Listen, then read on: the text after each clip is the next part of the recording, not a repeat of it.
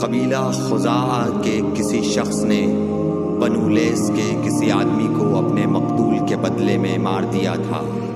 یہ فتح مکہ والے سال کی بات ہے۔ رسول اللہ صلی اللہ علیہ وسلم کو یہ خبر دی گئی۔ آپ نے اپنی اونٹنی پر سوار ہو کر خطبہ پڑھا اور فرمایا کہ اللہ نے مکے سے قتل یا ہاتھی کو روک لیا۔ امام بخاری رحمۃ اللہ علیہ فرماتے ہیں اس لفظ کو شک کے ساتھ سمجھو۔ ایسا ہی ابو نعیم وغیرہ نے القتل اور الفیل کہا ہے۔ ان کے علاوہ دوسرے لوگ الفیل کہتے ہیں۔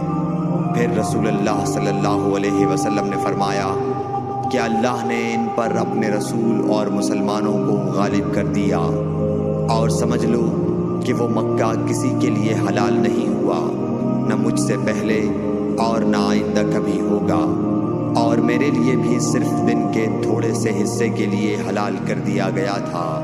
سن لو کہ وہ اس وقت حرام ہے، نہ اس کا کوئی کانٹا توڑا جائے، نہ اس کے درخت کاٹے جائیں، اور اس کی گری پڑی چیزیں بھی وہی اٹھائے جس کا منشا یہ ہو کہ وہ اس شے کا تعارف کرا دے گا۔ تو اگر کوئی شخص مارا جائے تو اس کے عزیزوں کو اختیار ہے دو باتوں کا، یا دیت لیں یا بدلہ۔ اتنے میں ایک یمنی آدمی ابو شاہ نامی آیا اور کہنے لگا یہ مسائل میرے لیے لکھوا دیجئے۔